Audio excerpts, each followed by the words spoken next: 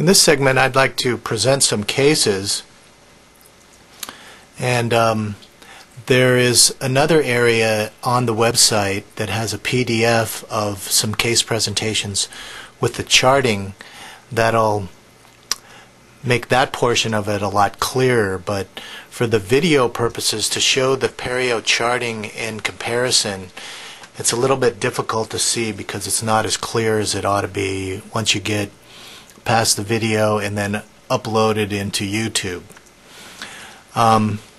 We do what I simply call cleaning and disinfecting, and patients understand that. We do full mouth micro-ultrasonic endoscopic debridement with adjunctive antibiotics. Typically I use azithromycin or Zithromax 500 milligrams a day for 3 days. We also use Arrestin and rarely use Atrodox, but sometimes we'll use Atrodox. If you have any questions on exactly how we do this and why, give me a call or email me. For subacute cases, what I call subacute, patients come in and they have lots of edema, they have lots of erythema, they have bleeding on probing, things bleed just looking at them, they have a lot of infection, obvious infection. They have advanced attachment loss as well. And so I think in situations like that, I highly suspect that they have active disease. For patients like that, I'll go into the disinfection mode sooner by prescribing metronidazole and amoxicillin, a combination of the two, provided they're not allergic to either one of those. And I prescribe both of them at 500 milligrams times 10 to 14. They're taking them both 2 times a day at the same time, twice a day until they're gone, and that's for 5 to 7 days. So we start the day before general deplaquing and heavy cal removal generally. So we'll have them see the hygienist and we'll just do kind of some general deplaquing. I'll try to get the patient on a water pick and some sort of water irrigation, and that makes it, then we do the definitive scope debridement later. I feel as though it stops the progression of the disease, and there is some, I would say, good evidence that this is a reasonable supposition. It allows for easier debridement later because you have less bleeding and pocketing, and the soft tissue is a lot healthier because the tissue is less inflamed, for sure, and it buys time for predetermination of benefits if we need extra time. Our cleaning and disinfecting setup for micro-ultrasonic endoscopic debridement, we decide whether we're going to use Zithromax, Arrestin, or Atrodox at the time of the cleaning and disinfecting. If I've given a patient prior to that, say the metronidazole and amoxicillin, and gone that route, most of the time I don't need to use any antibiotic at all. However, in really deep pockets I may in addition put some Arrestin. As needed, we do IV conscious sedation or oral diazepam sedation, which are relatively simple. We give patients a leave, and we give them 2 of them because we practice preemptive pain management, and that's huge as far as all of the procedures that we do, surgical and non-surgical. We use topical anesthetic, and here's a good hint. Take your the other half of your anesthetic needle and put some topical in there. It kind of makes it a little bit neater. We use articaine. I typically use 3 carpules of articaine infiltration on just the facial, and that's outlined in one of the videos.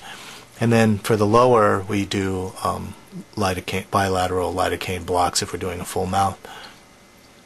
Use a mouth prop. These are some simple mouth props, and They seem to work really well for patients to help hold their mouth open while we're doing these procedures. We use the saliva ejector with a suction muffler. It's called a soft stop. It's sold by Smart Practice. You can see how I bent this in an L shape for the lower because it kind of gets all of this out of the way. We use the straight and the right and the left 25K inserts. Again, you've seen pictures of the Explorers. We use the 4 Explorers, the Fave 4. Give patients some Aleve to take home, and most of the time they don't even need to take it.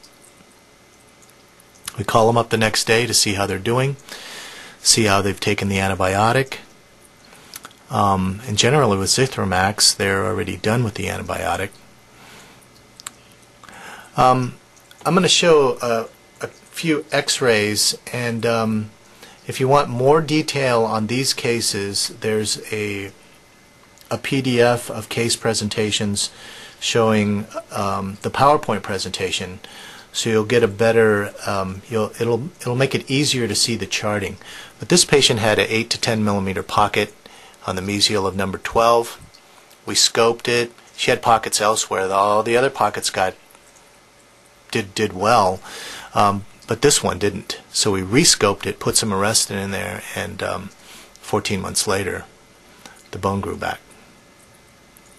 Here's another patient that had multiple pockets elsewhere, but this is just a picture of the bone healing on the mesial of number 30. This was a 10 millimeter pocket that went to 5 millimeters. Oh, and the patient before, it was a 8 to 10 millimeter pocketing that went to 4 to 5 millimeters.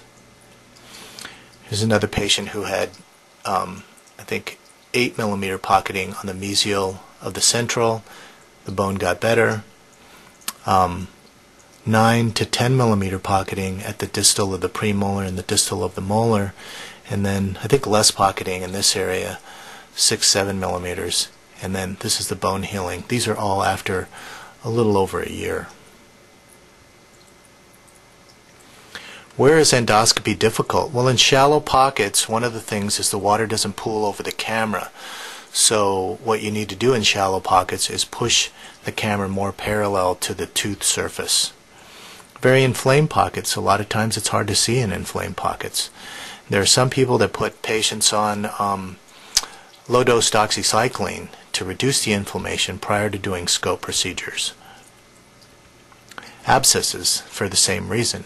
Dislocations of maxillary molars, hard spots to get to. Those are really wide, and the anatomy is real variable, and then the access is not that the best either. But I found that, you know, if you get good with the endoscope, you can clean dislocations of maxillary molars that have 10 millimeter pockets, 12 millimeter pockets.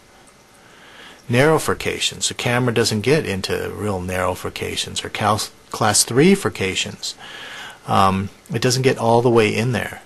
That's why a lot of times we'll use diamond ultrasonics to kind of reshape the class 3 furcation to a more predictable shape for easier cleaning later. Curved roots, hard to get the camera in and around close root proximity. Hard to get the camera in there. Grossly over-contoured restoration sometimes makes it difficult, but when you see them, you can use a diamond ultrasonic and recontour them. Limited jaw opening doesn't seem to be that much of a problem because you're getting just the little camera and the ultrasonic back there and looking in the pocket, and you don't necessarily have to see all the way back there. The camera's seeing back there. This is an article that I wrote that's part of the website, and there's a PDF for this article if you want to get a little more information on the ultrasonics that we use and something, you know, in writing. You can just download and print the PDF.